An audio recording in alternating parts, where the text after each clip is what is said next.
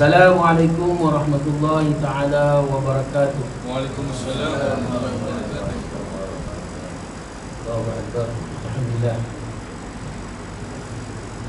Syukur.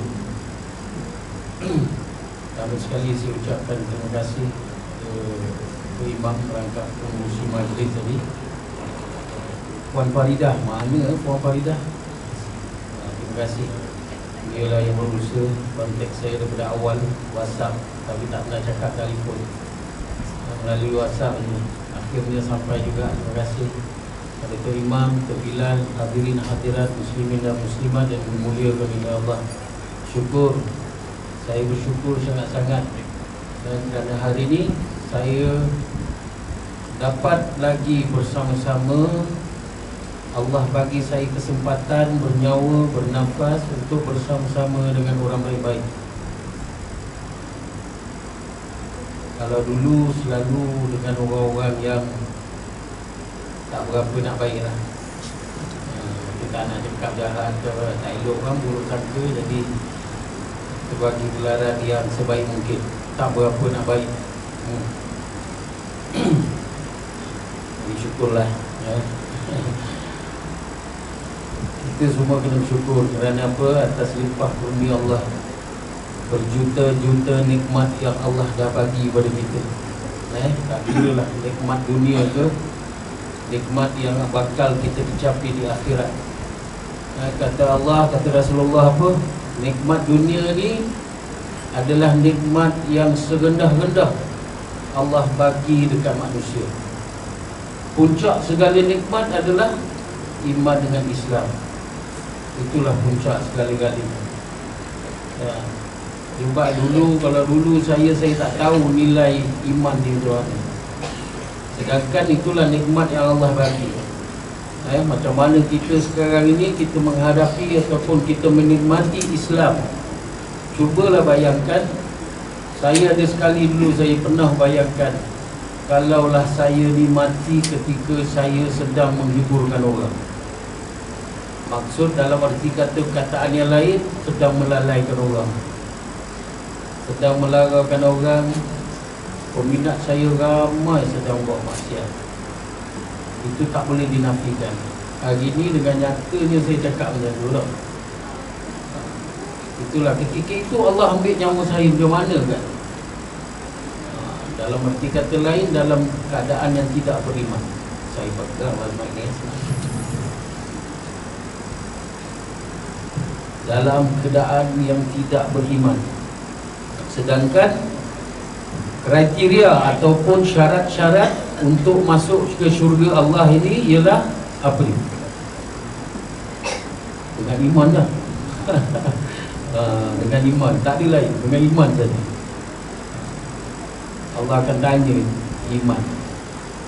Tapi hari ini kita tahu tak berapa harga iman ini? Cuba kita tanya diri kita sendiri. Ini saya, soalan ni pernah saya tanya diri saya dulu. Berapa harga iman? Harga iPhone 6 Plus tahu? Tahu kan?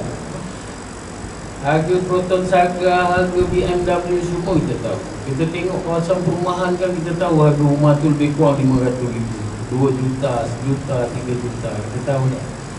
Tapi kita tak pernah nak tanya harga iman. Kerana iman ni yang bawa kita masuk syurga. Itulah di antara prasyarat. Rumah tak bawa, tapi kita selalu ambil tahu hal rumah. Motor tak bawa mati, tapi kita ambil berat. Motor kalau kotor sikit cuci. Rantai tak berminyak, pergi sanggup pergi kedai tu, minyak taruh silikon. Macam tu juga handphone, tercalor sikit ke apa ke, letak sikit pergi kedai handphone. Kita selalu ambil berat. Tapi iman kita selalu kita tak ambil berat. Saya pernah berjumpa dengan almarhum Mufti Negeri Selangor, Datuk Ishak Baru. Ketika itu dia di akhir-akhir nak letak jawatan. Tahun 2000 di Pulau Perhentian. Dia terlalu letih, anak-anak dia bawa pergi cuti. Ya, saya tengok dia datang, Masya Allah. Saya cakap dengan orang ketika itu saya berada di Pulau Perhentian bekerja sebagai diving instructor, jurulatih menyelam. Ya, kat situ saya tengok dia, Masya Allah, ni ulama datang ni. Saya cakap dengan pengurusan resort, kau kena ambil peluang. Panggil dia, bagi kita 5 minit tazkirah. 5 minit tazkirah cukup. Ambil peluang, kata ulama besar datang ni. Jadi pengurusan pun setuju. Saya pun jumpa anak dia yang tua yang bawa dia pergi cuti. Syekh, saya nak guna sedikit datuk ni. Masalah apa dia ulama ni, kita nak guna, nak ambil kesempatan, bagi sedikit ilmu, barang 5 minit pun cukup. Dia pun duduklah. Pagi lepas maghrib, lepas dia makan, lepas isyak dia makan, lepas makan tu dia tuan pukul 9 lebih. Panggil budak-budak staff semua, dia duduk atas kursi, dia duduk kat bawah. 5 minit apa sangatlah berisi lah, tapi dia cerita pasal mati. 5 minit itu yang memberi kesan kat saya. Dia cakap apa? Bayangkanlah kalau kita mati dalam Islam, ada sedikit dosa, Allah akan masukkan kita ke dalam neraka dulu, nak cuci dosa. Okey? Dah habis dosa, kita akan dihantar pula masuk ke dalam syurga, kerana kita mati dalam Islam. Masuk syurga kekal disebut. Dan beberapa kali disebut kekal, kita kekal dalam syurga. Tapi cubalah bayangkan kalau kita mati bukan dalam Islam, ataupun mati dalam kekufuran, kita akan terus masuk dalam neraka. Disebut beberapa kali kekal dalam neraka. Kekal dalam neraka, kita akan duduk kekal dalam neraka. Kerana apa? Akhirat ini adalah alam yang kekal. Jadi macam mana agaknya kita nak kekal dalam syurga? Apa yang Allah nilai? Solat, ya, Allah akan tanya solat. Solat ini untuk memperkukuhkan apa? Iman. Puasa untuk apa? Untuk kukuh, nak kuatkan iman. Haji, zakat dan lain-lain amal ibadah kita untuk mengekalkan kita punya iman. Jadi tahu tak ni harga iman kita? Yang bermula daripada hari itu saya tanya diri saya, ya Allah, ya Tuhanku, berapalah harga iman? Jadi Alhamdulillah, apabila Allah hijrahkan saya, bila Allah hijrahkan saya, bapa saya ni pesan suruh pergi masjid. Sebelum dia meninggal, dia pesan pergi masjid Izam. Susah ke, senang ke, engkau tak ada masa ke, usahakan pergi ke masjid. Kerana apa? Banyak kelebihan orang yang suka pergi masjid. Orang pergi masjid ni macam ni, pergi surau ni orang yang baik. Saya cakap orang pergi surau, orang pergi masjid, orang pergi majlis ilmu ni adalah orang yang baik, orang yang dipilih oleh Allah. Kerana apa? Apa dalilnya? Surah At-Taubah ayat 18. A'udzubillahi minasyaitonirrajim. Innama ya'muru masajidallahi man amana billahi wal yawmil akhir wa aqama as-salata wa ata az-zakata wa lam yakhsha illallah. Allah kata apa? Hanyalah orang-orang yang layak memakmurkan masjid-masjid Allah ini ataupun rumah-rumah Allah ini adalah orang yang beriman kepada Allah dan hari akhirat. Dia menunaikan zakat, mendirikan salat, menunaikan zakat. Dia tidak takut pada yang lain, hanya dia takut kepada Allah. Allah kata apa? Hanya orang-orang yang layak. Orang yang layak ni apa? Kita nak pergi interview dekat Petronas sebagai installation engineer. Engineer lah. Orang akan tanya, kau layak ke? Mana sijil kau? Mana degree? Mana master kau dah? Orang tanya kan? Pasal apa? Itu yang menentukan kelayakan kau. Jadi Allah kata orang-orang yang layak ini adalah orang yang dipilih oleh Allah. Maknanya orang ini dah diberi hidayah supaya hadir ke dalam masjid, surau ataupun majlis ilmu. Maknanya tuan-tuan kena syukur bila teringat Allah pilih kita pergi ke masjid, majlis ilmu, pergi ke surau. Tak kira lah tempat baik-baik kan, kita kena sujud syukur sebenarnya. Ataupun sekurang-kurangnya kita tutup mata, kita mengucap syukur Alhamdulillah kepada Allah SWT. Tanda syukurnya kita kepada itu. Orang pilih berapa ribu orang duduk pondok ni, tak tak? Tapi ni dia duduk, yang datangnya ni je. Saya dulu kalau masa konsert, Orang panggil konsert, kalau ni lah banyaknya datang, saya balik. Tak nak saya nyanyi, buang suara dia buat apa. Kerana apa? Kerana itu ketika itu mata duitan. Kerana ketika itu saya mata duitan. Ramai orang maknanya banyak duit dia. Orang beli tiket kan. Kita nak ngumpul duit, masa tu suka pada duit, suka. I love money lah. Jadi kita mata duitan lah. Ramai orang banyak duit, orang beli tiket lah. Tapi sekarang ni apabila Allah dah hijrahkan saya, Allah bagi hidayah kat saya, secara langsung Allah ubah cara pemikiran saya. Orang rekod kedatangan untuk konsert kumpulan Madison di Miri Sarawak 45,000 orang ni. 45,000 kan. Ramai tak? Kalau kira lah umpamanya RM40 lah katakan ya, tiket RM40. Kali 45,000 orang berapa? Ada handphone. Kira 1.8 juta. 1.8 juta banyak duit ni. Bagi dua lah dengan penganjur. Kumpulan Madison dapat 900,000, penganjur 900,000. Kalau lambat atas hotel, dapat tak tidur atas duit? Tidur atas duit. Punyalah banyaknya. Tapi saya tak heran sekarang. Duit saya tak heran. Kerana apa? Allah kata sepagi sepetang, Rasulullah kata sepagi sepetang di jalan Allah adalah sebaik-baiknya daripada dunia segala isi dia sekali. Lagi lah 2.6 bilion lagi saya tak heran. Allah kata dunia segala isi-isi ni lebih baik kalau kita berada di jalan Allah. Di jalan Allah itu maksudnya apa? Berdakwah. Ya. 45,000 orang yang datang, ada juga orang yang baik datang nak tengok kumpulan kesayangan dia, Hijam nyanyi lagu Tika dan Saini, Rimbo Cinta dah. Ada orang yang baik. Tapi kebanyakan orang yang datang rock concert ini orang yang tak berapa nak baik. Orang mabuk, dia nak tengok rock concert kena tiun kepala dia ni. Kena tiun rasa sama ada dengan datuk ataupun dengan arak. Tak, bercampur gaul dengan perempuan, pakai singlet. Aurat dah ke mana? Memang confirm tak tutup aurat ni. Inilah orang yang tengok konsert saya. Soalannya, dapatkah orang yang begini doakan saya? Senang je jawapan dia. Tidak, Allah tak akan terima orang yang begini untuk mendoakan saya.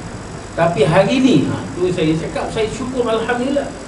Syukur kadang-kadang tu bila saya teringat Allah bagi saya hidayah dan saya sekarang ni dikelilingi orang-orang yang baik. Kadang-kadang tu saya syukur. Saya dekat rumah ke mana-mana saya berada, jadi saya teringat, saya tidur syukur. Kurang-kurangnya saya sebut syukur Alhamdulillah.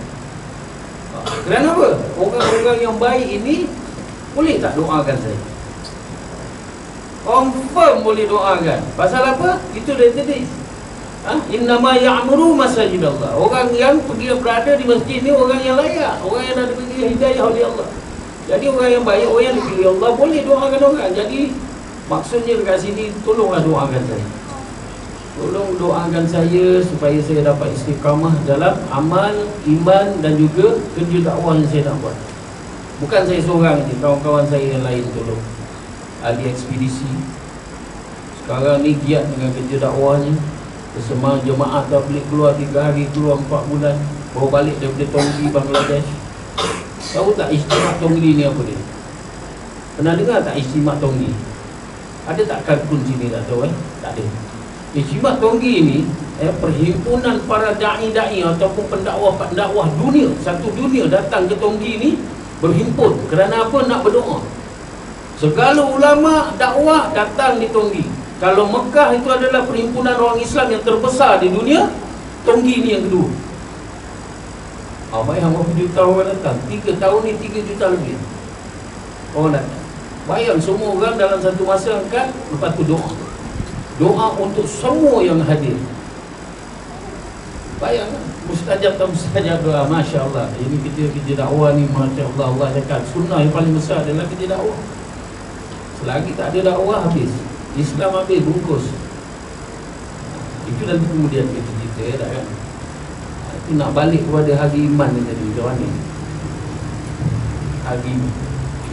Kita kalau tak tahu hari iman, macam mana kita nak jaga iman? Macam juga kita tahu hari kita jaga kita. Kita tahu hari rumah, jaga rumah. Ada yang siap security lagi rumah. Pasal apa? Rumah berjuta-juta, harga lah. Tapi iman tak tahu. Hadis Rasulullah sallallahu alaihi wasallam. Hari ini kita berkongsi apa yang saya ada, ilmu pun saya dapat daripada orang, daripada ustaz, daripada guru saya. Jadi hari ini kita berkongsi ilmu. Apa yang saya ada kita kongsi. Rasulullah bersabda, kan iman sebesar zarah, sekecil-kecil iman yang Allah anugerahkan kepada kita, Allah akan balas dengan apa? Dengan syurga yang besarnya 10 kali lipat dunia. Itu sekecil-kecil iman. Itulah harga iman kita. Bayangkanlah, kalau kita ni rajin pergi masjid, rajin pergi majlis ilmu, rajin pergi ke surau, tak kira lah tempat-tempat yang baik ni apa, atas dasar apa kita begitu? Atas dasar iman. Jadi sebesar mana iman kita? Dia punya ukurannya sekecil-kecil iman, sebesar zarah. Allah akan balas dengan ganjaran syurga yang sebesarnya 10 kali lipat dengan dunia. Itulah nilai iman kita. Allah bagi ganjaran ni. Jadi tolong jaga tuan-tuan dan puan iman ni. Pasal apa? Kita, rumah ni, semua ni, anak isteri ni tak menjamin kita masuk syurga. Dan menjamin kita masuk syurga iman. Tapi kalau seorang isteri berbakti kepada kita, boleh meningkatkan iman kita, begitu juga pada anak-anak, Allah, Masya Allah, kita ada bonus kat situ. Dan begitu juga dengan suami, boleh membimbing kita, mengistiqamahkan kita, iman amal kita, sehingga kita boleh berjaya mati dalam Islam. Masya Allah, itu bonus bagi kita, dapat suami yang baik, anak yang baik, isteri yang baik. Lain tak ada. Itu je kita minta dah.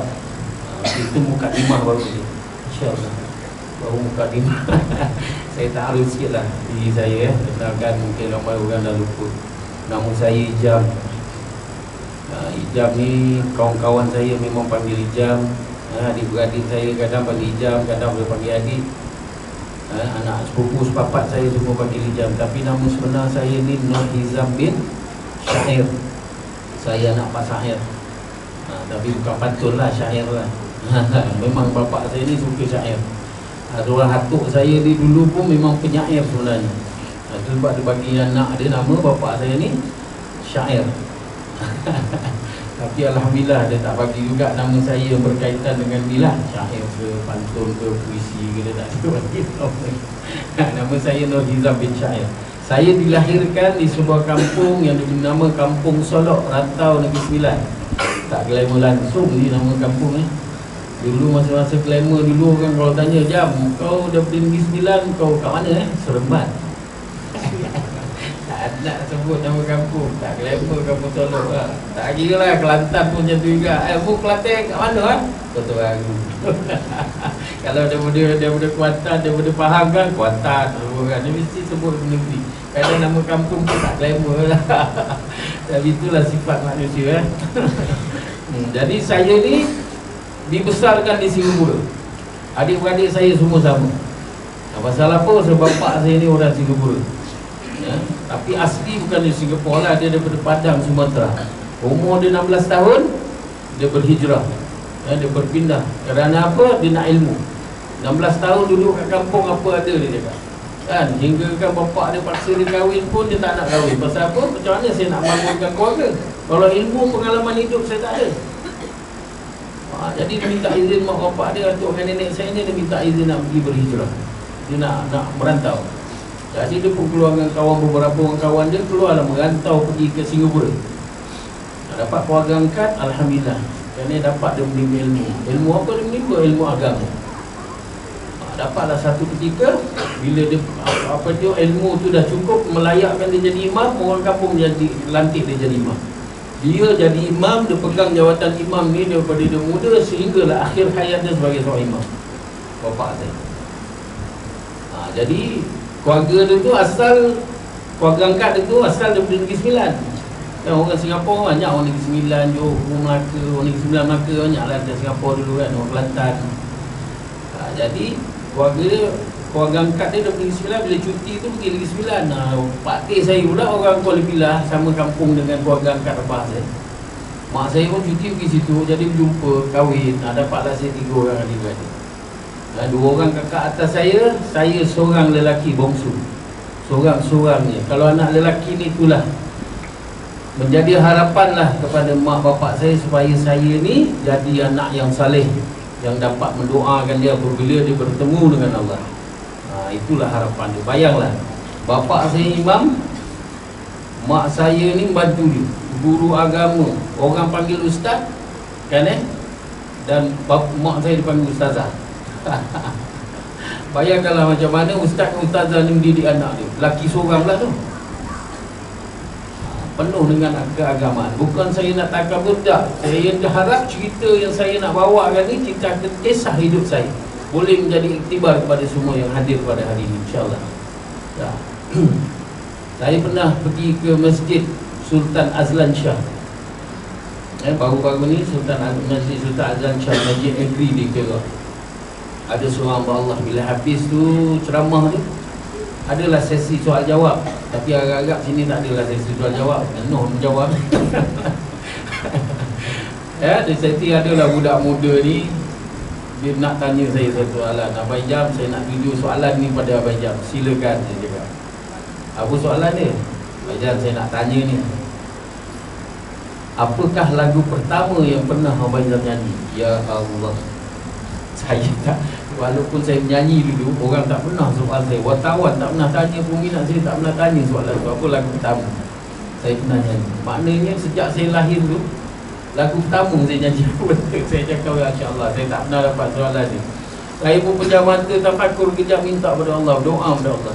Ya Allah, ya Tuhanku, kan, segala sejarah, daya ingatan aku yang dulu-dulu semua milik Engkau. Engkau je simpan stok ingatan ni, aku tak ada. Tolonglah bagi aku benda lah lagu pertama yang aku pernah nyanyi untuk mempuas hatikan budak yang menyoal saya ni. Ada korang ada jawapan tak? Tolonglah bagilah aku ilham, masya-Allah. Saya duduk pejam mata, terlintas Allah bagi saya ilham, alhamdulillah. Dan teruslah saya nyanyi. Sallallahu ala Muhammad, sallallahu alaihi wasallam, sallallahu ala Muhammad, sallallahu alaihi wasallam. Itulah lagu pertama saya cakap. Masya Allah, orang semua habis takbir, Allahu Akbar. Nak jadikan cerita, itulah lagu pertama. Kerana apa? Bapak saya ni dia aktif. Bapak saya ni dia aktif dengan majlis marhaban begini. Ya, di sebahagian selatan Singapura, Johor ni, marhaban, kumpulan marhaban dia aktif kat sana. Orang kahwin marhaban, orang bersunat marhaban. Budak-budak lah, orang tua sunat, budak-budak sunat marhaban. Potong jambul marhaban. Apa-apa majlis pun dia akan buat marhaban. Jadi saya ni umur ketika kecil, 4-5 tahun, 6 tahun lah, ngikut untuk bapak saya. Jadi saya ni daripada kecil dah didedahkan dengan majlis-majlis macam tu ni. Itu sebab saya berani cakap, selawat itulah lagu saya pertama. Itulah cara didikan bapa saya. Bapa saya ni pakar tajwid, dia guru ngaji. Dia pakar taranum, pakar berlagu lah. Jadi dia ajar saya. Daripada kecil, umur belasan tahun dia dah bagi dah. Nah, ni surah Sejadah. Surah Sejadah apa bagi 2 minggu. Peringkat-peringkat umur besar lagi sikit daripada ni lah, dalam 10 tahun, 11 tahun. Surah Sejadah dia bagi saya 2 minggu hafal. Hafalah saya, akan balik sekolah kan, saya dengan mak saya lah hafal. Bismillahirrahmanirrahim. Alif Lam Mim. Tanzilul kitab la raiba fihi min rabbil alamin.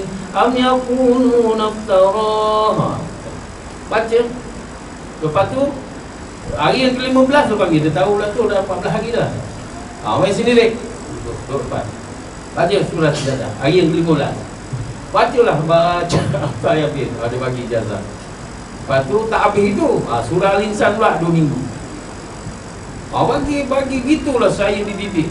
Apa benda yang saya tak boleh buat. Nak jadi imam, kalau imam tak ada, insya-Allah saya boleh jadi imam. Tapi hari ni ada imam, jangan suruh saya jadi imam. Saya dah jamak lah.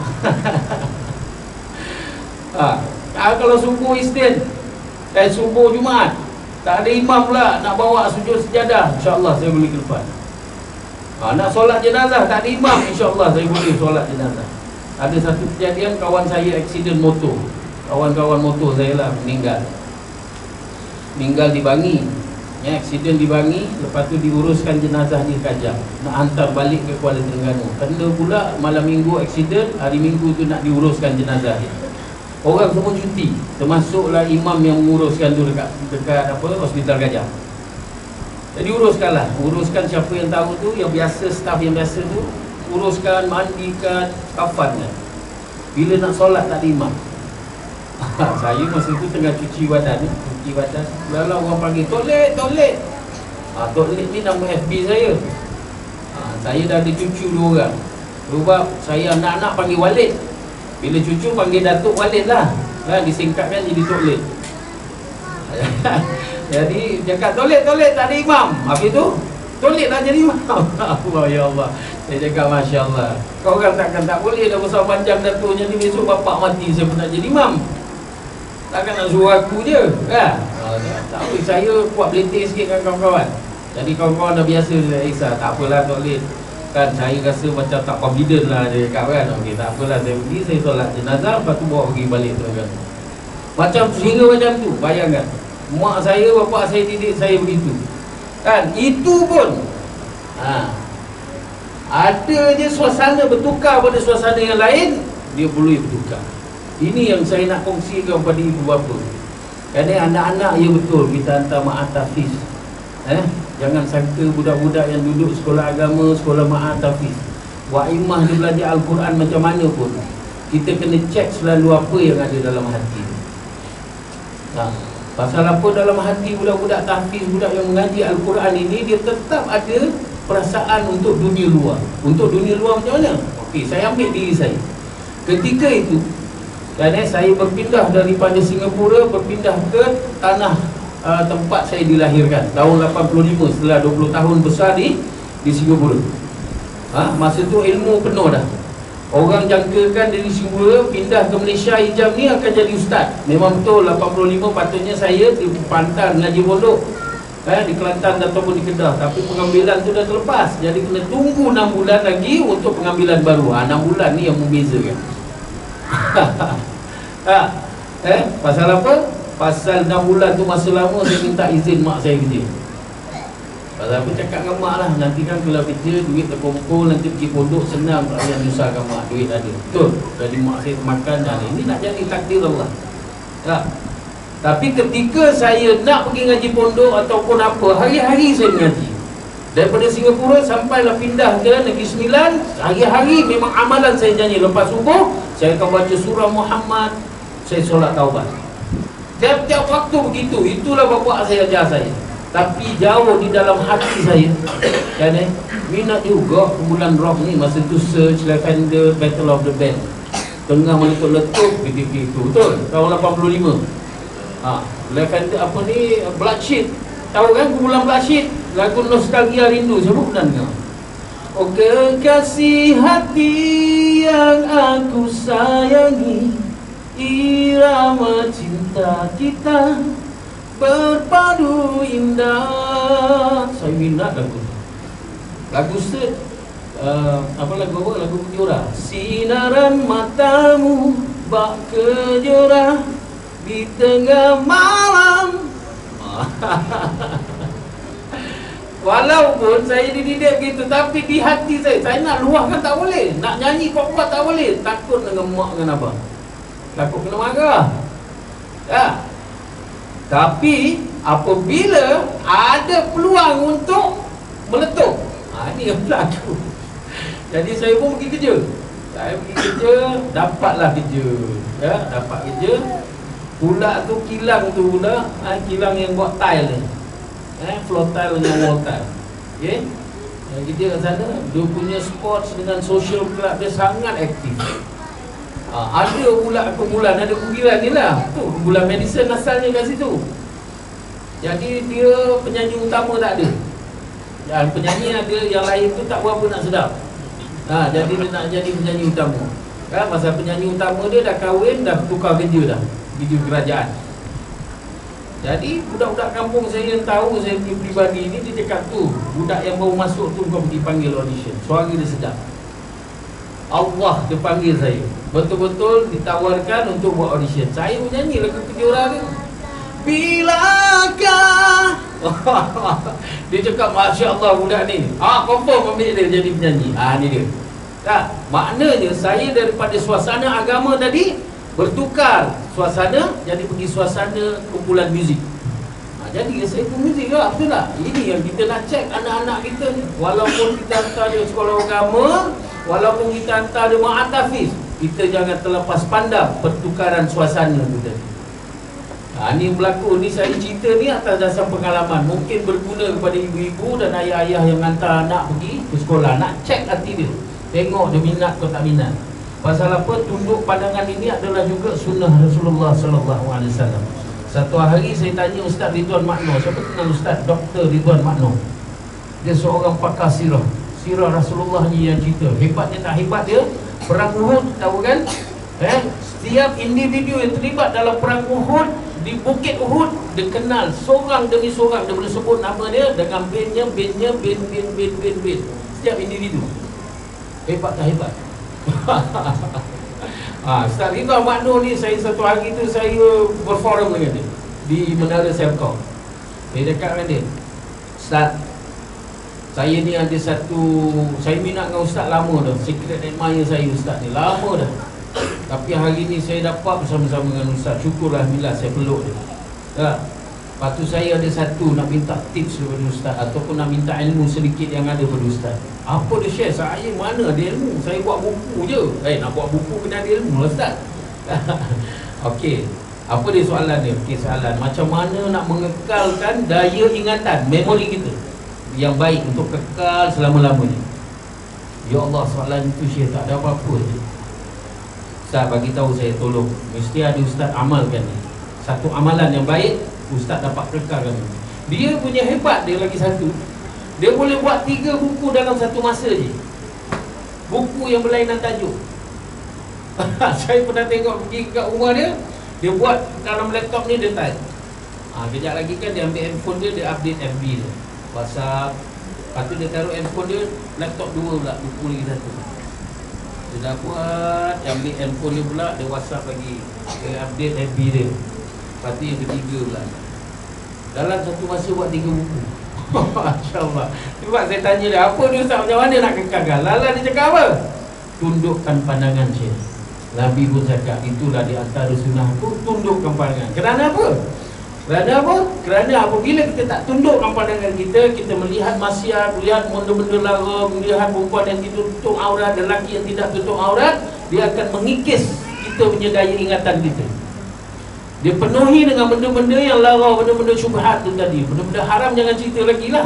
Dia masuk, dia akan memenuhi ruang ingatan kita. Yang sepatutnya kita hafal Quran, ingatkan agama Allah, ilmu-ilmu Allah, tak, dan jadi ruang tu jadi sikit.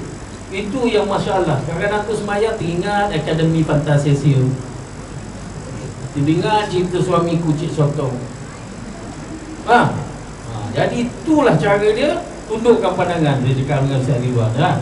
Jadi itulah kan, tundukkan pandangan. Anak-anak ni bukan tak boleh tengok, bolehlah, sukatilah kan. Mak ayah nak tengok dalam maharati lawak ke, nanti pula anti-sosial pula orang cakap lah, tak reti perkembangan. Tapi itulah di antara tips yang Ustaz Dr. Ridwan Muhammad Noor dia bagi tahu dekat saya. Itulah tipsnya, tundukkan pandangan. Satu. Jadi balik pada cerita saya tadi, kan, apabila anak-anak ini nak jaga hatinya, nak kena cek.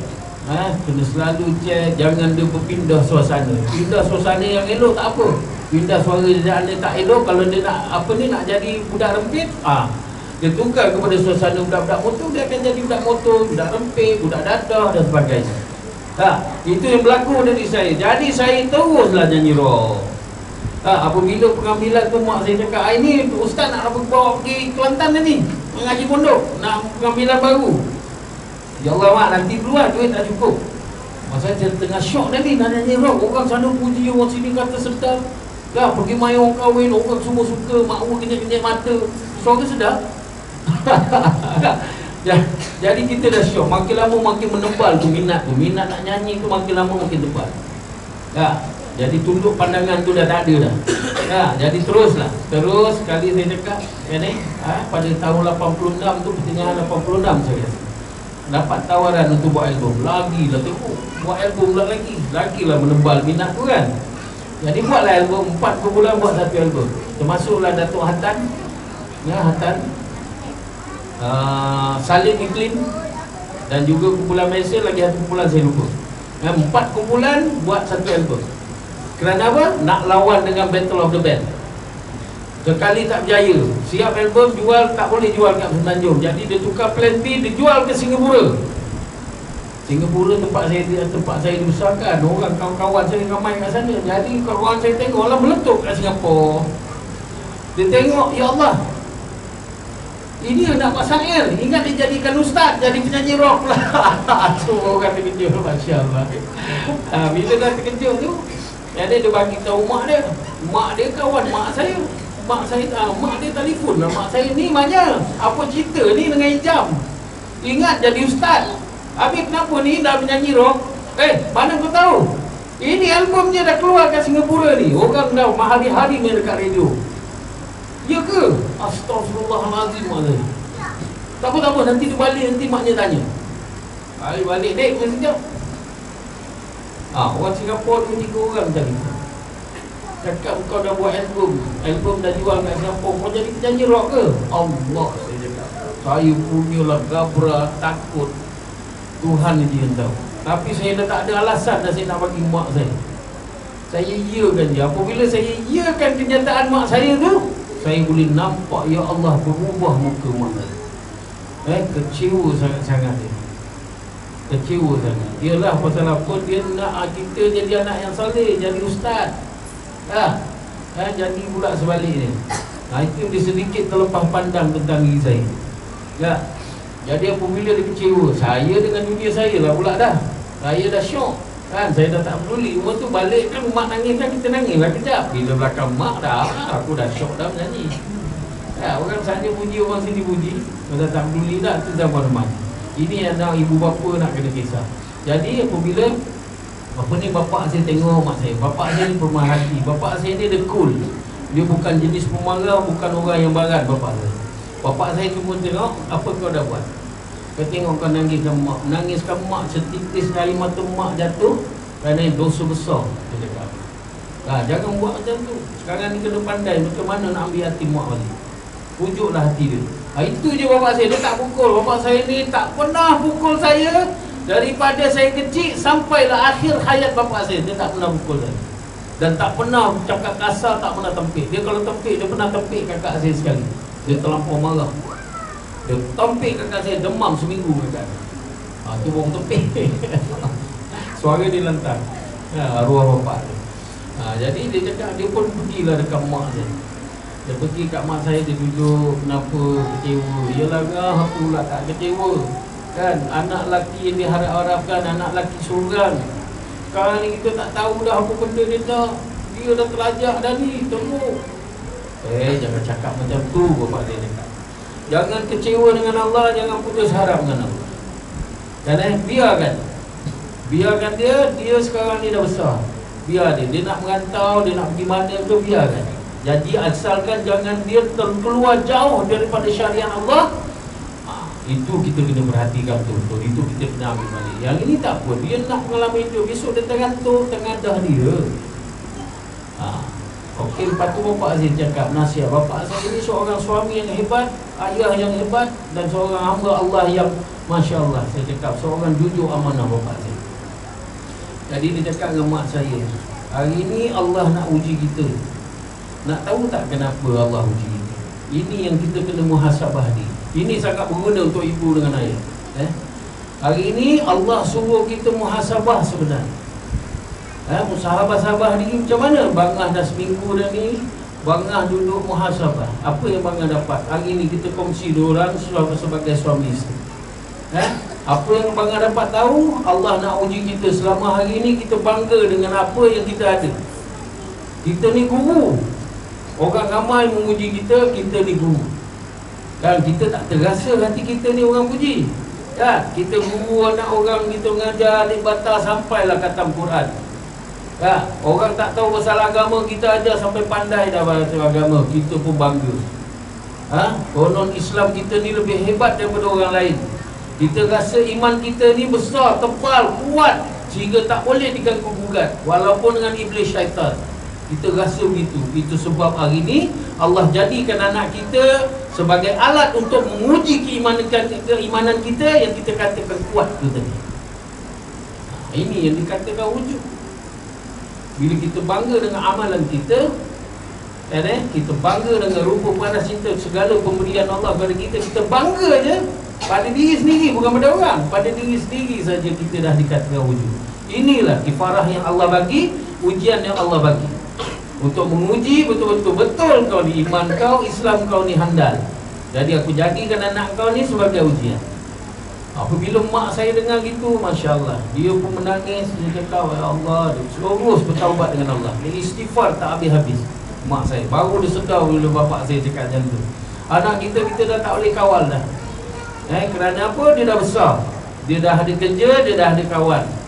Dia ada hak untuk bekerja, dia ada hak untuk bercampur dengan kawan dia. Maknanya kita sebagai mak bapak, kita tak boleh buat macam dulu kawal dia 24 jam. Hari ini dia sudah bebas. Jadi apa benda yang kita boleh buat untuk meluruskan balik anak kita ni, ataupun meletakkan dia balik ke dalam kelandasan yang kita nak, yang Allah nak, yang Rasulullah nak. Apa kita boleh buat? Itu yang diajarkan kepada mak saya sepotong hadis Rasulullah sallallahu alaihi wasallam. Ad-du'a silahul mu'min. Itulah hadis yang diajarkan kepada mak saya. Apa maksud dia? Doa ini adalah senjata seorang mukmin. Jadi jangan putus harap dengan Allah, jangan kecewa dengan Allah. Kerana apa? Kita masih lagi ada senjata untuk kita gunakan meluruskan anak kita balik, iaitu dengan berdoa. Pernah sahabat Rasulullah tanya kepada Rasulullah, apakah ibadah yang sebaik-baik ibadah? Rasulullah jawab, ad-du'a huwal ibadah. Doa ini adalah sebaik-baik ibadah. Jadi berdoalah. Nakal anak macam mana sekalipun, ibu-ibu, ayah-ayah, jahat macam mana pun, kita masih lagi ada harapan. Sebab Allah ini, dia mendahului rahmat dia daripada murka. Dia akan bagi kita jalan macam mana untuk menyelesaikan masalah kita. Dan salah satu daripada senjatanya adalah doa. Jadi mula daripada hari itu, mak saya doa dan terus mendoakan saya. Doakan saya sehinggalah 20 lebih tahun ibu-ibu dah.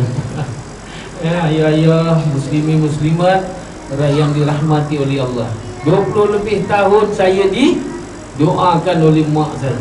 Barulah ada rupa orang sikit. Baru orang belum jadi insan lagi. Itu saya 20 lebih tahun, hampir 30 tahun. Nak tahu Iwan Syaman, Iwan Dangdut. Ku genggam awan kelabu, ku gapai langit yang biru, arah kita kan bersatu, tinggalkan lagu rindumu. Tahu kan? Mak dia 35 tahun doakan dia. Mak dia baru seminggu lepas tinggal. 35 tahun. Saya dengan Ustaz Yusri Abdul Karim dukung mak dia. Itulah mak dia cakap, 35 tahun Ustaz saya mendoakan dia, barulah dia jadi orang. Hari ini Iwan Syaman atau berkat doa mak dia, dia bersama dengan jemaah tabligh. Keluar 3 hari, keluar 40 hari, 4 bulan. Kerana untuk kerja dakwah. Hari ini, dulu orang mengata dia main. Orang mengata pasal apa? Artis ni senang. Betul dia kata, ialah kadang artis tak pandai jaga diri juga. Tapi dalam arti kata lain yang nak sampaikan ni, jangan besar gebu, walaupun dengan siapa sekalipun. Dulu mengata orang, ialah dia pun banyak skandal, perempuan sana, kahwin dengan sini, dengan itu lah. Jadi orang mengata. Tapi doa mak dia tu mengatasi segala-galanya. Jadilah dia orang. Hari ni dia ada Ma'at Hafiz. Dia baru buat 3-4 bulan lepas Ma'at Hafiz di Medan kampung dia. Dan sedang berusaha untuk buat Ma'at Hafiz untuk perempuan pula, untuk muslimah. Orang yang kata dia tu apa ni? Agak tak ada apa. Amy Search pun tampil juga. Kita selalu buruk sangka kat dia. Dah tua bangka pun terkinja-kinja atas stage, tak habis-habis nyanyi rock. Hari ni Amy Search ada apa? Dia ada rumah anak yatim dan juga Ma'at Hafiz dan apa. Orang yang mengata dia tu apa dia? Agak tak ada apa. Kan tak ada. Saya bukan apa. Ni salah satu tips juga yang kita boleh fungsi. Ada guru saya pernah cakap, Janganlah kita kata orang itu baik, mungkin dia tidak berpeluang nak buat jahat. Kalau kita bagi dia peluang buat jahat, diuji oleh Allah untuk buat jahat, mungkin dia boleh jahat daripada orang jahat. Dan janganlah kita kata orang itu jahat, mungkin dia tak berpeluang nak buat baik. Kalau kita bagi dia peluang buat baik, dia boleh jadi baik, lebih baik daripada orang baik. Guru saya kata, maknanya dekat situ, kadang kita kena selalu bersangka baik. Apabila kita melihat berhadapan dengan keburukan, kebaikan ke keburukan, ini semata-mata Allah nak menguji kita sebenarnya. Nak uji iman kita. Kita ni buruk sangka ke baik sangka? Kita rasa kita ni dah muji orang, kita dah baik dengan orang lah, kita rasa lah Allah uji. Datangnya keburukan, kejahatan berlaku depan kita. Ini semata-mata af'al Allah, perbuatan Allah. Allah jadikan tu untuk uji kita. Jadi kita pun mengutuk, habis tak lepas. Mencaci, mengutuk, itu mengutuk perbuatan Allah tu. Jadi apa kita perlu buat? Bersangka baik. Bersangka baik macam mana? Nampak kelihatan keburukan, kejahatan dah berlaku depan kita, kita kena doakan, ya Allah ya Tuhanku, kau bagilah hidayah kepada dia. Jadi maknanya dengan doa ini kita cari jalan menyelesaikan masalah. Bukannya kita mengutuk, ya Allah ya Tuhanku, cilaka betul lah dia ni. Kan? Minta matilah kau. Tapi mati dalam keburukan. Mungkin dia kalau dia terus hidup pun mungkin jadi contoh kepada anak cucu kita yang tidak baik. Contohnya macam Atis. Patutnya kita doa Atis yang tidak baik itu, ya Allah ya Tuhanku, kau bagilah hidayah pada dia supaya dia menjadi baik. Apabila dia menjadi baik, dia boleh jadi contoh kebaikan dia untuk anak cucu aku. Kalau dia buruk, anak cucu kita juga cuba cek anak-anak kita ni jangan orang baik. Kita rasakan kita ni dah bagi anak kita ni sekuat mungkin tak? Asas agama sekuat mungkin. Tapi sekarang ni hiburan-hiburan melampau dalam TV banyak sangat. Banyak sangat. Kadang-kadang tu kita tak boleh nak kawal. Dengan remaja ni akan lebih fantasi-sia. Bukan saya nak cakap saya bekas artis, sebab saya tak nak adik-adik, anak-anak saya ni lalui dunia artis begini. Boleh hiburan ini, bukannya tak boleh, boleh. Tapi hiburan yang macam mana? Hiburan yang tidak melalaikan kita. Hiburan yang melalaikan kita ketekanannya. Pasal apa? Arwah bapak saya berpesan. Arwah bapak saya berpesan apa? Apa itu dosa, apa itu pahala. Boleh tak seorang bagi saya makna pahala? Macam saya bapak saya tanya saya lah, saya jawablah apa yang saya tahu. Pahala ini adalah apabila kita melakukan kebaikan perintah Allah, Allah bagi ganjaran. Ganjaran itulah yang dinamakan pahala. Banyak pahala itu masuk syurga, betul. Kalau dosa sebaliknya, kita balikkan je mana dia, betul. Tapi bapak saya cakap, ada pahala, hakikat pahala ni sebenarnya nizam apabila Allah redakan kita. Hari ni kau bagilah 1000 waimah sejuta ke dekat masjid, orang nak buat masjid kau bagi sejuta. Allah tak reda, dapat tak pahala? Dapat. Tu sebab jangan minta pahala, minta reda. Apa-apa pun kerja kita buat, kita mohon keredaan Allah. InsyaAllah apabila Allah reda, apa benda kau nak? Apa benda kau nak terlintas ke hati, semua Allah akan bagi. Itu yang terjadi kepada Rasulullah, terjadi kepada Nabi-Nabi yang lain. Sahabat-sahabat Rasulullah begitu. Dan apa itu dosa? Dan apabila kau lupakan Allah, walaupun sesaat, itulah dosa. Bayanglah kita ni berapa banyak dosa, tuan-tuan. Janganlah kata kita tak buat dosa. Kita lupa Allah aja kita dah dosa. Apatah lagi kita langgar perintah dia. Daripada lupa itu dia akan melanggar perintah Allah. Tak tutup aurat, pakai seluar pendek. Ada yang umur dah tua pun pakai lagi seluar pendek, tak jaga aurat. Yang perempuan solat 5 waktu tapi haram, tudung tak pakai. Betul tak tuan? Kadang pakai tudung, lepas tu pakai seluar fit, dia kecil seluar, sempit je. Sehingga kan Abu Bakar As-Siddiq yang bakal menghuni neraka ialah perempuan menutup kepalanya, menutup auratnya, tapi dapat kelihatan dia punya bentuk badan dia. Itu nak kena jaga semua. Nak kena jaga semua hari ni insyaAllah. Jadi itulah bapak saya cakap lupa Allah. Itu nanti kemudian saya cerita apa hadis yang pertama yang bapak saya ajar saya. Apabila saya pun jadilah saya pun pergilah, bapak saya dah doa, mak saya doakan saya. Sehinggalah satu hari itu apabila 20 lebih tahun mak saya ni tanpa putus asa dia mendoakan saya. Satu hari tu agaknya Allah dah cukuplah dengar rayuan mak saya ni, doa mak saya. Satu hari itulah sampailah giliran dia nak bagi, dia jentik nama saya, dia jentik hati saya Allah. Ketika itu saya berada di pulau perhentian, sedang menjadi penyelam profesional. Saya duduk kat pulau tanpa hiraukan lancur keluarga. Saya tak pernah tanya kelapa apa mak saya. Jadi apabila Allah dengar doa mak saya, dia jentik hati saya menggelabah. Saya tak tenang, pukul 1 lebih pagi saya tiba-tiba tergerak daripada tidur. Ya Allah, apa khabar mak aku? Apa khabar bapa aku? Apa khabar keluarga aku? Kenapa aku ada kat pulau ni tanpa hiraukan keluarga aku? Itu kenapa? Banyak soalan saya tanya pada diri saya. Sehingga kan saya tak boleh nak buat kerja, saya tak boleh jumpa orang, saya tak boleh. Sedangkan saya ni orang yang sangat gilakan dunia menyelam. Sebut dia menyelam. Saya hari ni, saya dah khatam dah ilmu menyelam.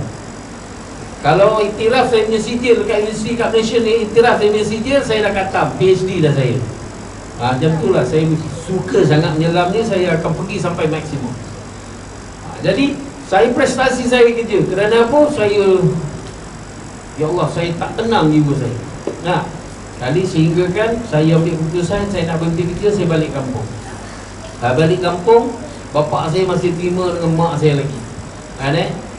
Jadi bapa saya cakap, tak apalah, kau tak okey lah tu duduk pulau tu buat kau balik kampung. Tak apalah, duduk kampung.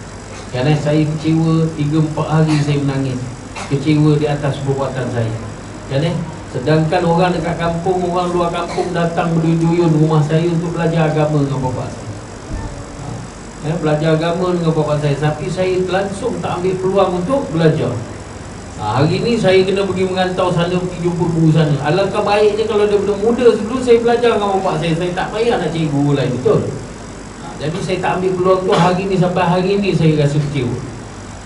Jadi saya pun belajar dengan bapak saya. Dia tengok saya kecewa dan dosa banyak mana pun, dosa besar mana pun kau buat, Allah itu maha pengampun. Kau buat aja dengan ikhlas hati, kau buat solat taubat, kau istighfar hari-hari, insya-Allah Allah akan dengar rayuan. Allah akan dengar taubat nasuhan kau. InsyaAllah Allah akan ampunkan dosa. Kerana apa? Kerana Allah memang ciptakan kita ini sebagai pendosa. Dia bagilah, dia ajarkan saya satu hadis. Sabda Rasulullah sallallahu alaihi wasallam, kullu bani Adam khata'u wa khairul khata'ina tawwabun. Rasulullah kata apa? Semua anak Adam itu melakukan dosa. Sebaik-baik orang yang melakukan dosa ialah orang yang bertaubat. Dan Allah tak heran kau buat dosa. Allah tak heran apa besar dosa macam mana pun. Tapi Allah pelik, Allah akan heran apabila kau tidak mahu untuk bertaubat. Itu ya Allah. Kerana apa? Allah ciptakan kita ni sebagai dosa. Kenapa dia ciptakan kita sebagai pendosa? Jangan kita kata hari ni kita tak buat dosa ya. Lepas tu kita pun lepas pandang, kita pun tak bertaubat. Hari-hari kena taubat. Kerana apa hari-hari kena taubat? Rasulullah contoh, Rasulullah yang maksum, yang dilindung daripada buat dosa pun istighfar satu hari berapa kali? 70 kali tuan-tuan nak buat. 70 kali. Ini nak bagikan contoh kepada umat dia, supaya 70 kali tu umat dia wajib istighfar. Astaghfirullahalazim alladzi la ilaha illa huwal hayyul qayyum wa atubu ilaih. Astaghfirullah innallaha kana tawwaba. Dan banyak jenis istighfar yang kita boleh belajar. Kalau ada tertentu tarikat tertentu, istighfar kabir, astaghfirullahalazim alladzi la ilaha illa huwal hayyul qayyum, ghaffaradz dzunubi dzal jalali wal ikram, wa atubu ilaihi min jami'il ma'asi kulliha wadz dzunubi wal atham. Kita nak istighfar Nabi Nuh pun boleh.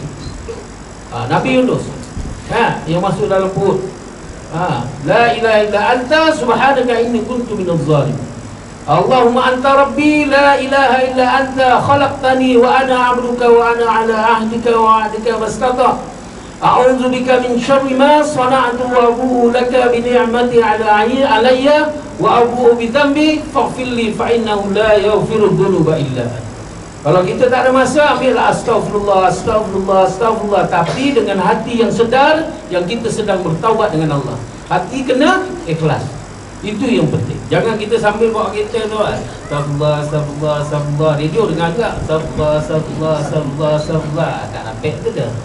Kan? Pasal apa? Kesedaran tu tak ada, betul tak? Keikhlasan lagilah jauh. Bila sedar tak ada lah keikhlasan. Ini nak kena pastikan. Jadi bapa saya itulah diajarkan. Jangan risau, Allah ini Maha Pengampun. Kan? Kalau dosa besar macam mana, asalkan dosa jangan mempersekutukan Allah. Itu selain daripada itu Allah akan ampunkan. Diajarkan saya. Daripada itulah mulanya proses perubahan yang nak berlaku pada diri saya. Selain daripada itu, Allah, bapa saya ni ajar selawat. Siapa tahu hakikat selawat ni apa? Allahumma salli ala Muhammad, betul Itu lafaz. Sebenarnya hakikat selawat ni apa? Yang Allah katakan, innallaha wa malaikatahu yusalluna 'alan nabi. Ya ayyuhalladzina amanu sallu 'alaihi wa sallimu taslima. Wahai orang-orang beriman, sesungguhnya Allah dan malaikat itu berselawat kepada Allah. Bagilah orang yang beriman ni berselawat kepada Rasulullah sallallahu alaihi wasallam. Tak? Jadi Allah berselawat. Allah suruh kita solat, Allah solat tak? Allah tak solat. Allah suruh kita puasa, Allah puasa tak? Allah tak puasa. Tapi Allah suruh kita selawat, Allah selawat tak? Allah selawat. Betapa hebatnya, betapa Rasulullah ni kekasih dia. Dia suruh selawat, masya-Allah. Sekali engkau selawat, aku akan balas 10 selawat pada engkau. 10 selawat aku balaskan 100 selawat. 100 selawat kau, aku akan bagi 1000. 1000 kau selawat pada Rasulullah, pada kasih aku bagi satu. Berapa? Tak ada, syurga terus. Syurga je terus ni. 1000 selawat satu hari. Itu janji Allah, bukan janji saya, bukan saya cakap kosong. Itu Allah kata dah.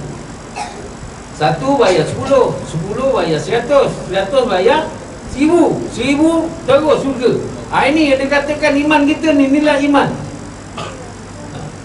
Sekecil-kecil iman pun Allah akan balas dengan syurga yang 10 kali ganda lipat besarnya daripada dunia. Itulah nilai iman kita. Lagilah kita dibuat salawat, keluar istighfar. Istighfar ni nak menyucikan hati, nak mewangikan hati dengan selawat. Dia cuci nak kita wangi-wangi ni, dah mandi lah. Kena sembuh punya wangi. Nak wangi hati dengan selawat, insya-Allah. Jadi itulah bapak saya didik. Kadang jam selawat dia begini je, bapak saya cakap. Allahumma salli ala Muhammad itu lafaz. Tapi dalam hati ni macam mana kita nak dapatkan selawat 24 jam. Kita menunaikan selawat. Contohnya saya bagi janggut. Tak? Kita pakai janggut ni kerana apa? Kerana Allah, kerana Rasulullah pakai janggut. Maknanya sunnah Rasulullah. Datangnya daripada hati yang sedar dan ikhlas. Maknanya selagi janggut ni ada dekat dagu kita, selagi itulah kita berselawat kepada Rasulullah. Betul? Betul Haji? Boleh terima tak kakak? Boleh kan? Ni kita berkongsi. Kita bercakap ni, kita berbincang. Kalau saya mengajar, saya salah, saya berdosa. Kalau kita berbincang begini, insya-Allah Allah akan ampunkan dosa saya kalau saya tersilap. Kalau tersilap, tolong tegur. Saya ni bukan ustaz, baru nak start. Kalau orang cakap panggil saya ustaz, jangan panggil saya ustaz. Saya ni baru nak start. Kalau ada ustaz kan, kalau orang panggil ustaz kan masak. Kan orang tanya kan mahal-mahal kamu. Ya Allah ya Tuhanku, saya ni bukan ustaz. Tapi nak berkongsi pengalaman hidup, insya-Allah saya ada banyak cerita boleh diceritakan. Ini sampai pukul apa ni, cerita ni kan tak habis ni. Sampai pukul apa ni Puan Faridah ke ataupun imam kita dah berapa ke? 1 jam lagi. Masya-Allah. Allahu Akbar. Apa saya nak cerita? Okey, selawat tadi. Selawat kita teruslah selawat kepada Rasulullah sallallahu alaihi wasallam untuk dapat syafaat. Kan? Syafaat Rasulullah. Okey, selain daripada Rasulullah, siapa yang boleh bagi syafaat? Kita selawat ni, kita nak syafaat Rasulullah. Kita nak Rasulullah kenalkan kita supaya besok di akhirat, di padang mahsyar besok, orang sibuk mencari, pergi ke Nabi Adam. Nabi Adam cakap tak boleh. Aku pun berdosa dengan Allah, macam mana aku nak bagi kau syafaat? Nabi Musa pun cakap gitu, Nabi Nuh cakap gitu, Nabi Sulaiman pun begitu. Akhirnya jumpa Nabi Muhammad. InsyaAllah Nabi Muhammad, kalau kita selalu selawat dengan dia, kita datang je dah kenal, betul? Jadi dia boleh bagi syafaat. Selain daripada itu, siapa yang boleh bagi syafaat? Guru kita, orang alim, ulama, mak bapak kita yang baik-baik, mak bapak yang baik-baik, yang ajar kita agama. Mak bapak yang selalu mengarahkan kita selalu kepada kebaikan, insya-Allah. Dah, mak bapak tu pun guru kepada kita. Guru boleh bagi syafaat. Orang alim boleh bagi syafaat. Kawan-kawan sahabat kita yang selalu kita berkasih sayang di dunia yang baik, apabila kita tengok sahabat ni, kita ingat nak pergi masjid. Tengok muka sahabat ni kan, kita ingat nak istighfar, ingat nak berselawat. Kawan yang jadi sini boleh bagi syafaat. Selain daripada itu, Quran. Itu sebab pasal apa tidak sia-sia Allah jadikan Quran ini mukjizat kepada Rasulullah sallallahu alaihi wasallam. Dalam hadis Rasulullah sallallahu alaihi wasallam, Iqra'ul Quran fa innahu ya'ti yaumal qiyamah. Syafi'an li ashabi. Rasulullah kata, sabdanya apa? Maksudnya apa? Bacalah Quran. Sesungguhnya Al-Quran ini akan datang kepada kita di hari kiamat besok, memberi syafaat kepada pembaca. Jadi bacalah walaupun sebaris ayat. Bismillahirrahmanirrahim. Qul huwallahu ahad. Sallallahu alaihi wasallam. Baca takkan nak baca macam tu tak kan? Tapi umpamanya lah, sekurang-kurangnya kita dapat baca je. Kompak hari-hari pasal apa? Bila kita baca ayat Allah, kalam Allah ini, kita akan ingatkan Allah. Kan nak meminimaliskan, kita nak hapuskan, kita tak buat dosa tak boleh, tapi kita boleh minimalkan. Apabila hati ini hari-hari kita ingatkan Allah, kita minimalkan. Satu ketika, satu detik kita akan lupakan Allah juga. Dan gitu kita tak boleh lah kan, tapi kita minimalkan kita daripada berdosa kepada Allah. Jadi selawat Rasulullah sallallahu alaihi wasallam. Selain daripada itu, saya banyak proses-proses perubahan saya berlaku. Kan kalau nak katakan saya nak istiqamah sampai ke hari ini, tuan-tuan dan puan, dan saya mencari suasana yang boleh membawakan saya istiqamah dalam iman dan amal saya. Kalau dekat luar ni saya rasa takut. Ini setiap individu tentu pulang kepada individu. Macam saya, diri saya sendiri, saya takut berada di luar, takut saya ni slip. Slip ni maknanya terpelecok balik. Dia orang yang pernah buat salah ni macam penagih dadah ke. Kadang-kadang tu dia ingat benda yang dia buat salah. Yang paling takut sekali apabila tergerak hati dia nak buat balik. Itu yang takut. Jadi saya nak mengelakkan benda-benda ni semua. Kadang saya duduk pondok. Pasal apa saya nak suasana tu, suasana keagamaan. Apabila kita duduk pondok, orang yang berada keliling kita, suasana kita, surau dekat, selalu kita dengar azan, selalu kita dengar mengaji, pula tu dekat dengan budak mak atafis. Apabila keluar je daripada pondok tu, tengok budak dah pakai serban. Dah macam dekat alam dunia ni dah kan. Itu seronok suasana macam tu. Jadi membawakan diri kita kepada ke arah kebaikan. Itu sebab saya duduk pondok sekarang ni, saya mengaji terjemahan Al-Quran secara harfiah. Itu yang Allah lorongkan. Pasal apa? Dalam kerja nak buat dakwah ni, kita kena ada ilmu. Kalau tidak, Masya Allah. Dulu saya takut begitu, saya nak cakapnya ni, saya mesti nak ada pairing. Saya Ustaz Yusri, saya Ustaz Ridwan Makno, kadang-kadang dengan Ahmad Dasuki, Ustaz Ridwan Ismail, dan banyak ustaz lagi yang saya bersama. Tapi sekarang ni Ustaz Yusri, orang yang bertanggungjawab mendidik saya dalam dunia dakwah ni, dia cakap hantar dah boleh keluar seorang. Sebab hari ni saya cakap bolehlah saya berbual kalau lagi 1 jam aja. Ya betul ni. InsyaAllah. Ada masa dia buka tutup. Oh iya ke? Jam aku boleh buka. Ada ni saya minum.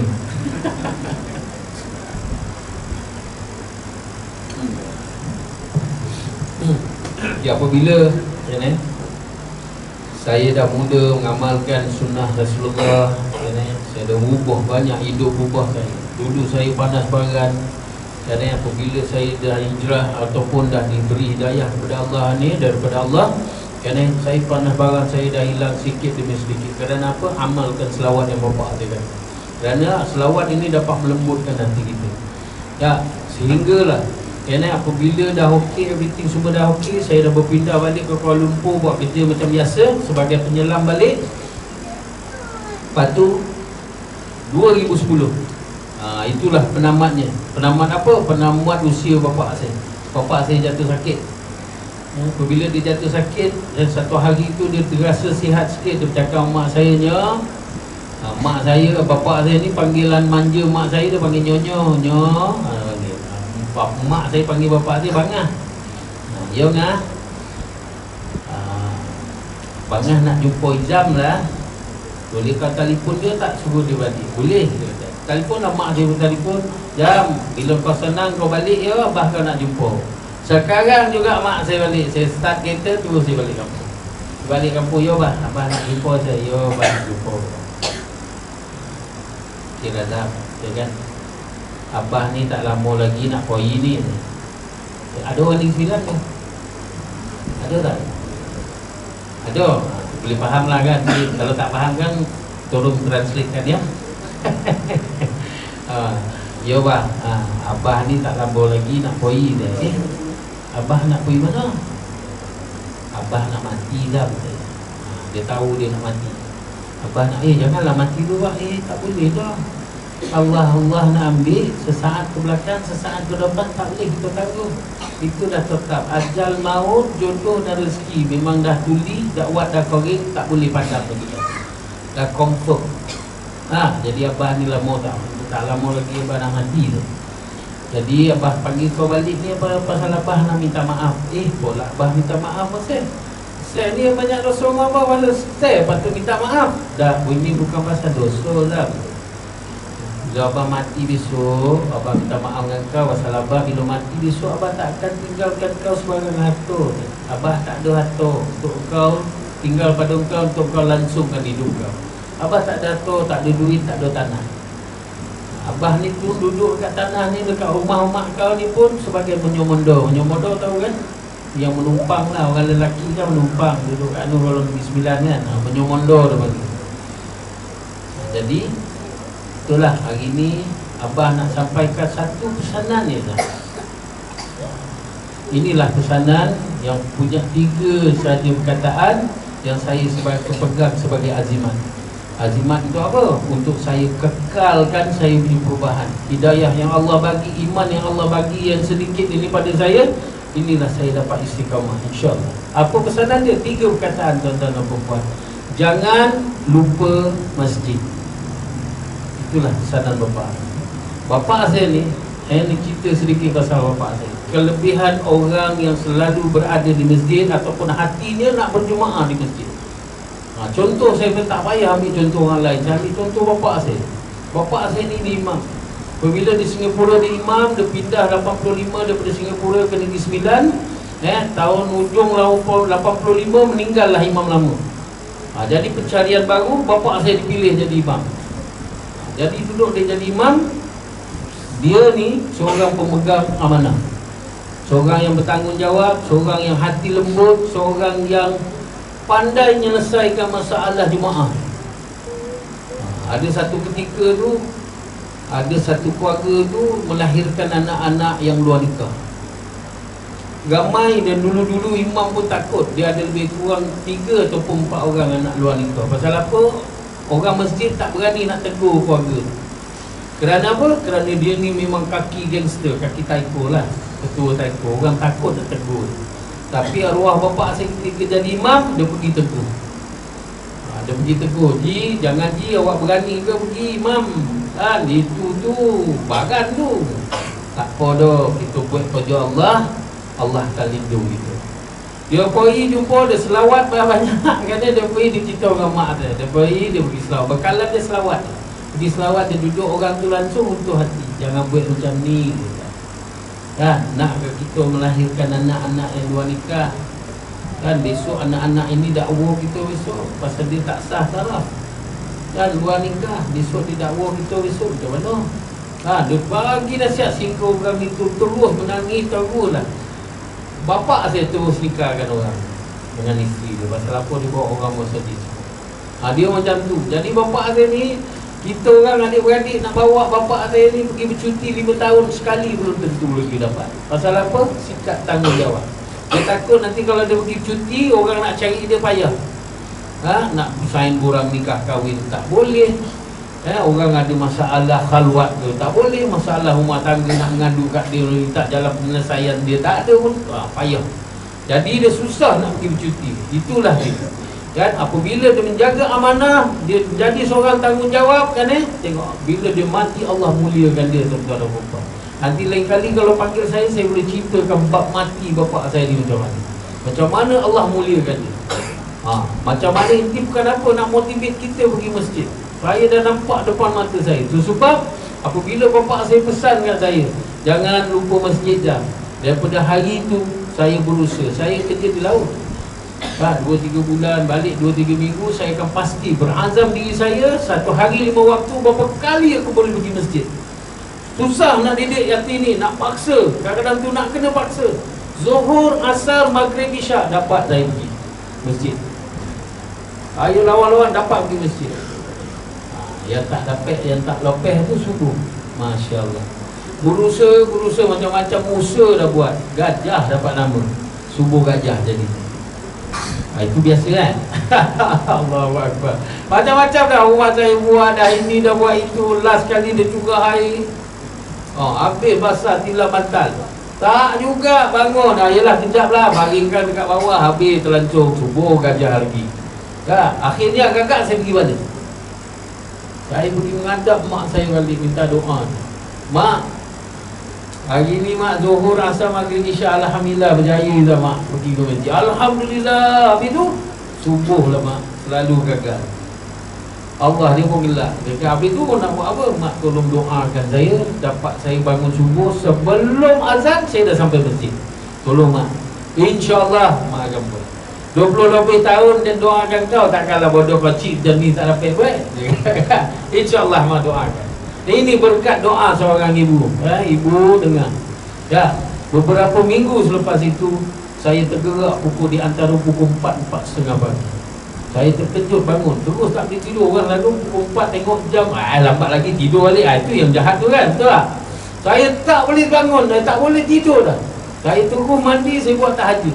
Saya buat tahajud, dapatlah solat tasbih, solat taubah, istiqarah, tahu apa ni, hajat. Lepas tu saya pergi masjid, masih lagi belum azan. Alhamdulillah. Beberapa hari berlangsung, saya cakap Masya Allah, ini doa seorang ibu yang ikhlas. Saya balik kampung, mak terima kasihlah, saya hari ini saya dapat bangun subuh sebelum azan, saya dah pergi ke masjid. Alhamdulillah. Mak sebenarnya macam mana doa mak? Bukan doa je dah. Mak buatkan kau 3 hari solat hajat. Itu dia mak kan, bagi lebih kat anak. Selalu dia tak fikir orang anak, sampai bukan doa saja, dia buat solat hajat untuk saya. Sampai hari ni alhamdulillah dapat saya istiqamah pergi masjid tiap-tiap waktu. Kadang-kadang ada tol letih juga kan, tapi kita nak cari jemaah, kita bawa anak dengan isteri. Dekat rumah pun tak apa kita jemaah. Kalau itu takdir. Nak jadikan cerita, apa kelebihan pergi ke masjid? Saya nampak, saya rasa sendiri. Saya jumpa orang-orang baik, Ustaz Ridwan Makno di masjid. Saya jumpa Ustaz Yusri Abdul Karim di masjid. Orang Yusri Abdul Karim dan Ridwan Makno ni yang mendidik saya dalam dunia dakwah. Banyak ilmu yang dibagi. Nak bercakap dengan orang pun ada skill sebenarnya, nak cakap depan orang supaya orang tertarik, orang tak beranjak kan. Walaupun dia bagi 1 jam ni, ada je idea tu datang. Masya Allah. Apa benda saya nak cakap pun saya mencakap macam ni. Mudah-mudahan jadi manfaat bersama insyaAllah. Jadi bapa saya pesan, kadang kau nak jadi baik, kau kena cari kawan yang baik. Kerana apa? Bila kawan yang baik ni, dia selalu ceritakan benda-benda yang baik. Macam hadis Rasulullah, berkawan dengan penjual minyak wangi. Penjual minyak wangi, kau tak beli minyak wangi, kau dapat bau wangi lah. Betul? Kalau kau berkawan dengan tukang besi, kau akan bawa balik hapak besi. Itu hadis Rasulullah. Imam Al-Ghazali dia cakap apa? Kau nak ilmu, berkawan dengan orang yang berilmu, berkawanlah dengan ulama. Jangan berpisah dengan ulama, jangan berpisah dengan ilmu kalau kau nak ilmu. Kalau kau nak sedar diri betapa nikmat yang Allah bagi selama hari yang paling baik untuk kau, bercampur dengan orang-orang miskin dan anak yatim. Betapa bertuahnya kita. Ada orang yang lagi miskin lagi daripada kita. Untuk sedarkan diri, jangan berkawan dengan orang kaya. Jadi buat kita tak sedar diri, nanti kita masih lagi nak mengejar dunia. Itu cara dia. Jadi bapa saya cakap, mana kau nak cari orang yang baik? Dekat Tesco ada, kat KLCC pun ada, kat Disco ada, kat Kelang Malam pun ada orang baik. Tapi yang sebaik-baiknya yang dipandang oleh Allah, yang mendapat tempat di sisi Allah, mana yang kita nak cari? Tak ada tempat lain doang, di surau, di masjid. Lebih-lebih lagi pada waktu subuh. Ingat senang kan nak pergi subuh. Saya ni dah kasut ni. Jadi makna bila kita boleh istiqamah solat subuh berjemaah di masjid, makna itulah dia. Surah At-Taubah tu apply. Innama ya'muru masajidallah. Itu yang betul-betul tu, orang yang layak betul-betul dikatakan baik, dia dapat hidayah oleh Allah. Inilah dia. Pada waktu subuh dia datang. Apabila kita jumpa kawan, kita ingat nak istighfar. Kita teringat nak pergi masjid, kita teringat nak selawat. Dan orang kawan ini selalu nasihatkan kita apabila kita tak betul. Apabila kita susah, dia tolong kita. Apabila kita sedang berduka, dia hiburkan hati kita. Inilah kawan yang nak dipilih. Ini yang kawan dunia akhirat yang kita nak cari, yang Rasulullah kata tu. Kerana Imam Al-Ghazali dan sekali Imam Syafi'i pun keluarkan kata-kata tu. Jadi pergilah masjid. Janganlah yang macam mana susah sibuk sekalipun usahakan. Kalau tak surau ini, mungkin surau tempat kita. Janji kita pergi surau, pergi masjid.